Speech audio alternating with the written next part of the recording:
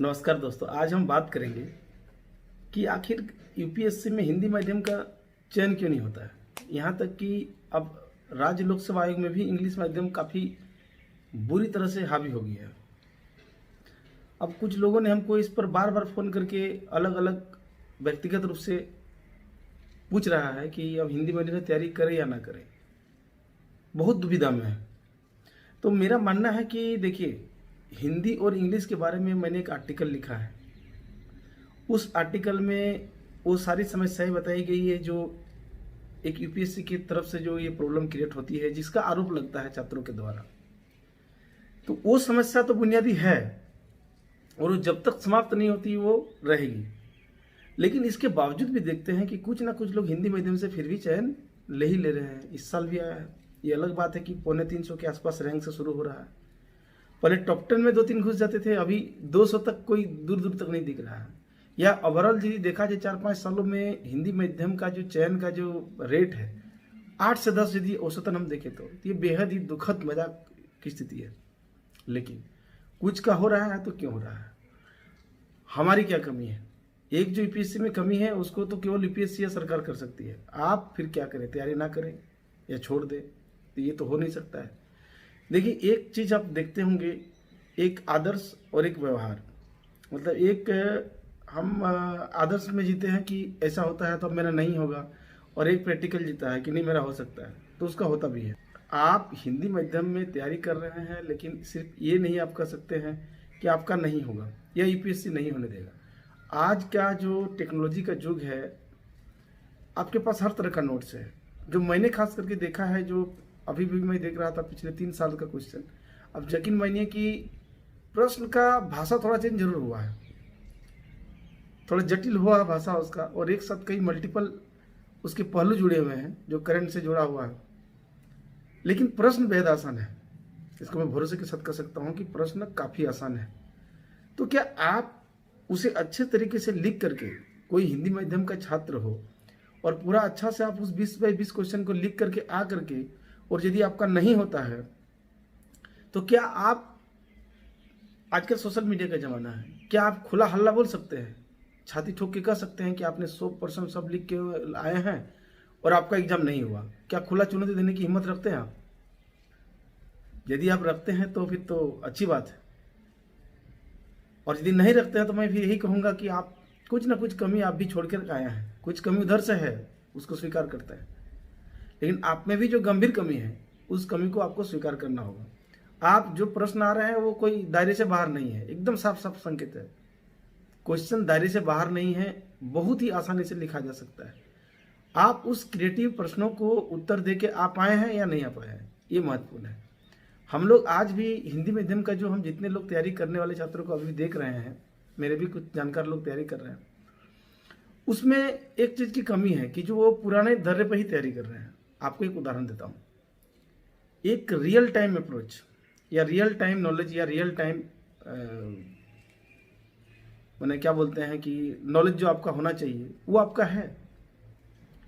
मतलब कि जो अभी क्या हो रहा है, अभी सुप्रीम कोर्ट ने प्रशांत भूषण के मामले में क्या बोला है, क्या नहीं बोला है, कैसी सजा हुआ, व्यक्ति की स्वतंत्रता आर्टिकल 19 में क्या खेल हुआ, आर्टिकल 21 में क्या होता है, अब व्यक्ति की स्वतंत्रता पर क्या होता है। मतलब रियल टाइम आपका पता है कि क्या हुआ है। कल रसिया ने अमेरिका को, रूस को, माफ कीजिएगा, कल रसिया ने सऊदी अरब को तेल उत्पादन के मामले में पीछे छोड़ दिया, वो दूसरे नंबर पर आ गया है। इससे पहले अमेरिका सेल गैस के उत्पादन को बढ़ा करके वो तो नंबर 1 हो ही गया था 2018 के आसपास। अब रसिया आ गया, सऊदी अरब तीसरा आ गया। अब इससे क्या होगा कि एक जो भू राजनीति है तेल की, जो बहुत लंबे समय से चली आ रही है, अभी कुछ वर्षों तक और चलेगी, तो इसमें अब सऊदी अरब की बादशाहत का क्या होगा?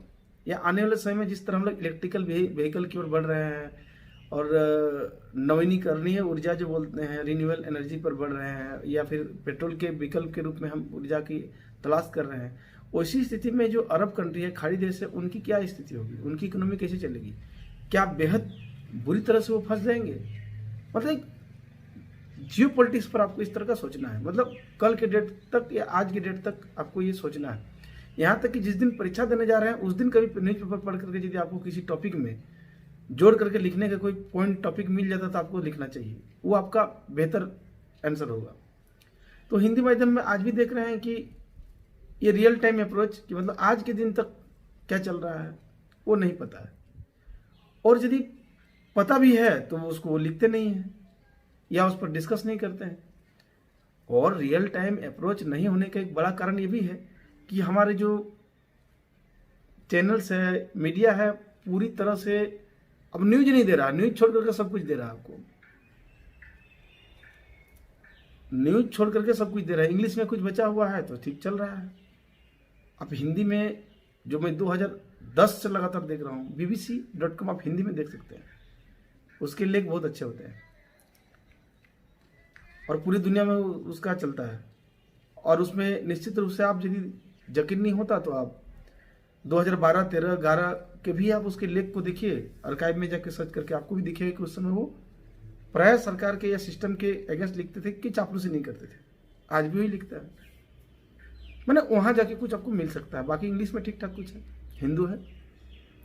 तो यानी रियल टाइम अप्रोच नहीं आपका होने के कारण हिंदी माध्यम के साथ ये भी है कि मीडिया ने बड़ा ही धोखा दिया है, मतलब न्यूज गायब कर दिया है, ठीक है।